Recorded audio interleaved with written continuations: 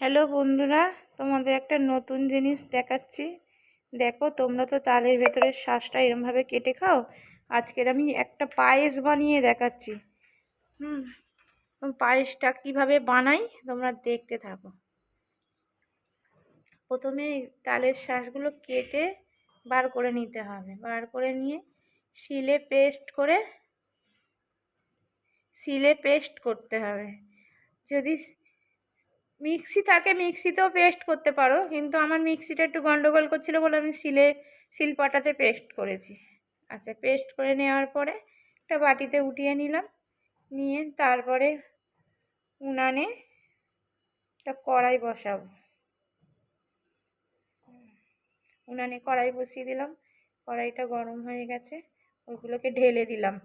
ঢেলে দেওয়ার পরে এটা গ্যাসের উনানেও করতে পারো, এমনি কাঠের উনানেও করতে পারো, কিন্তু কাঠের উনানে একটু জোরে জ্বলে তো আগুনটা, ওই জন্য একটু অসুবিধা হয়। এটা গ্যাস একদম লো করে দিয়ে করতে হবে, ওই জন্য আমি গ্যাসের উনানেই দিলাম। দিয়ে গ্যাস কমিয়ে দিয়ে হালকা করে করে নাড়তে হবে। হ্যাঁ, নেড়ে নেড়ে যে জলটা ওর মধ্যে আছে ওই জলটাকে টানিয়ে নিতে হবে। তো দেখো, আমি এরমভাবে টানিয়ে নিচ্ছি। তোমাদের যদি ভালো লাগে একটাবার করে খেয়ে দেখবে। এত দারুণ লাগবে, প্রতি বছর খেতে ইচ্ছে করবে। কারণ আমরা খেয়ে দেখলাম যে এত অপূর্ব খেতে, প্রতি বছরই খেতে ইচ্ছে হবে, মনে হবে দোকানের ক্ষীর খাচ্ছি। আচ্ছা, দেখতে থাকো। আমি এটা একটু টেনে একটুখানি জলটা টানা হয়ে গেল, তারপরে দুটো তেজপাতা দিলাম, আর দুটো এলাচ দানাও দিয়ে এলাচও দিয়ে দিলাম ফাটিয়ে। হ্যাঁ, ছোটো এলাচ ফাটিয়ে দিয়ে দিলাম। তারপরে একটু ঘি দিলাম। ঘি দিয়ে যখন জলটা টেনে গেছে তারপরে ঘিটা দিলাম। ঘি দিয়ে এবার একটু হালকা করে নাড়াচাড়া করে নেব, যাতে একটু জলটা আরও শুকনো শুকনো হয়ে একটু ভাজা ভাজা, ঘিটা দিয়েছি তো একটু যাতে ভাজা ভাজা হয়। আচ্ছা, অল্প ওটা হয়ে যাওয়ার পরে আমার এটা হয়ে গেছে, আর একটু সামান্য ঘি দিয়ে দিলাম। দিয়ে একটা কাচিয়ে, যে ঘিটা ছিল একটু কাচিয়ে দিয়ে দিলাম। দিয়ে একটু নাড়াচাড়া করে এটা হয়ে গেছে। এবার আমি এটাকে নামিয়ে ফেলবো। আচ্ছা, একটা থালার মধ্যে ওটাকে আমি নামিয়ে নিলাম। নামিয়ে কড়াইটাকে একটু জলে ধুয়ে নেব। দেখতে থাকো। কড়াইটা জলে ধুয়ে নিয়ে দুধের প্যাকেটটা কেটে কড়াইয়ের মধ্যে দিয়ে দিলাম।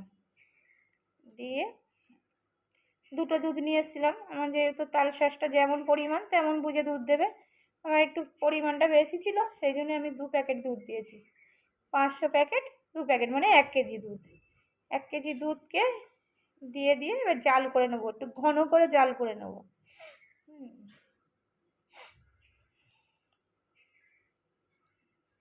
দেখো, দুধটা ঢেলে এবার একটু ঘন করে জাল করে নেবো। নিয়ে ওর মধ্যে একটু এলাচ একটু তেজপাতা দিয়েই জালটা করবো। তাহলে কি দুধের একটা সেন্ট ছাড়বে সুন্দর। দুধটাকে ফুটছে, ফুটে একটু ঘন ঘন হয়ে যাবে।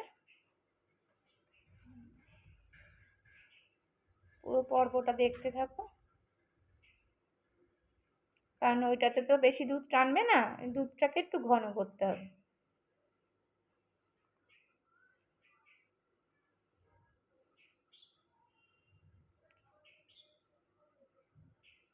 দেখতে থাকো বন্ধুরা, কিভাবে দুধটাকে ঘন বানাচ্ছি।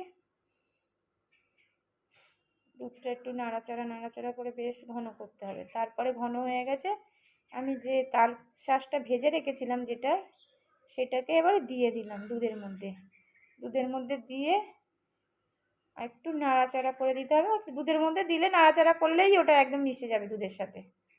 হ্যাঁ, একদম দুধের সাথে মিশে যাবে সুন্দর।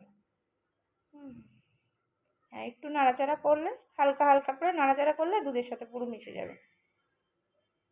মিশে গিয়ে পুরো একটা ক্ষীর তৈরি হয়ে যাবে।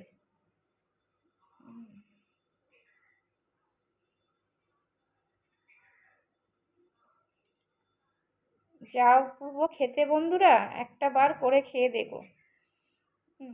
তারপরে চিনি দিয়ে দেবো, মিষ্টি যে যেমন খাবে সেরম পরিমাণ মতো দিয়ে দেবে। আমি আমার পরিমাণ মতন দিয়েছি।